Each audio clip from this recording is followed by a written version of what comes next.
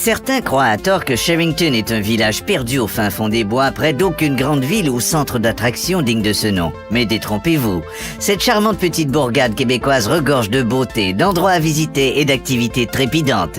Ne serait-ce que le cercle des jeunes naturalistes, le cercle des fermières, le club de lecture, le tournoi de poche. Toutes ces activités se déroulent dans le sous-sol, à la salle paroissiale, et le bedeau se fera un plaisir de vous en débarrer la porte. Ce qui fait surtout la fierté de notre sympathique hameau, c'est le volet sportif d'envergure internationale qui nous caractérise. Voyez cette magnifique arène de billes érigée au coût de 4,5 millions de dollars. Et que dire de notre stade d'athlétisme et de lutte? Mais l'étoile qui brille le plus dans le firmament sherringtonien, c'est sans nul doute le Grand Prix de boîte à savon, couru par des amateurs du monde entier. Une visite dans les paddocks nous montre toute l'ampleur du phénomène. C'est un travail de longue haleine, auquel les participants se préparent toute l'année durant. Mais trêve de préambule, dirigeons-nous de ce pas vers l'édition 2007 du Grand Prix. Bonjour, chers téléspectateurs, mon nom est Bertrand Montpellier. Bienvenue à la 138e édition du Grand Prix de Sherrington. Nous avons d'ici une vue plongeante sur toute la vallée du Zeppelin, où je suis en compagnie de mon collègue, ex-gagnant du Grand Prix de 1908, Monsieur Josaphat Parenteau. Bonjour, Josaphat. Ah, moi aussi!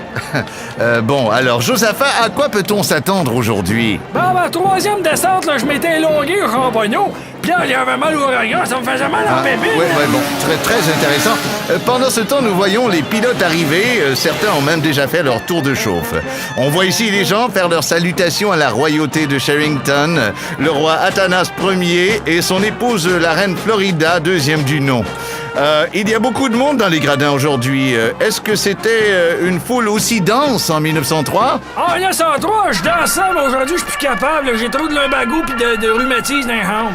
Bon, et maintenant, mesdames et messieurs, c'est le signal de départ. C'est-tu déjà fini? Non, Josaphat, c'est le départ de la course. Et les pilotes qui dévalent le bitume à toute vitesse, ils méprisent le danger. Ils sont vraiment très déterminés à gagner cette course. Je pense qu'il annonce la pluie pour demain. Oui, enfin, le départ a été donné et les pilotes... on voit même ici qu'il y en a un qui semble éprouver quelques difficultés. Il est en perte de contrôle. J'espère que rien de fâcheux ne va lui arriver. Ce jeune pilote est... Oh! Il fait un tête à queue en plein centre. J'ai fait ça aussi en 53, un tête à queue, mais j'étais pas mal plus flexible à l'époque. Oui. Bon, Josaphat, pourriez-vous nous épargner vos commentaires désobligeants? Et c'est le jeune Martin Berube qui prend la tête du peloton. Hey, si t'as mal à la tête, j'ai un excellent truc. Tu te fais attaquer un oignon, là. Et Martin Berube, effectivement, qui gagne. Merci, Josaphat, de ces éclaircissements. Il se mérite le premier prix de la course de boîte à savon de Sherrington West. Mais là, y a-tu des toilettes, ça? Oui, bon papy.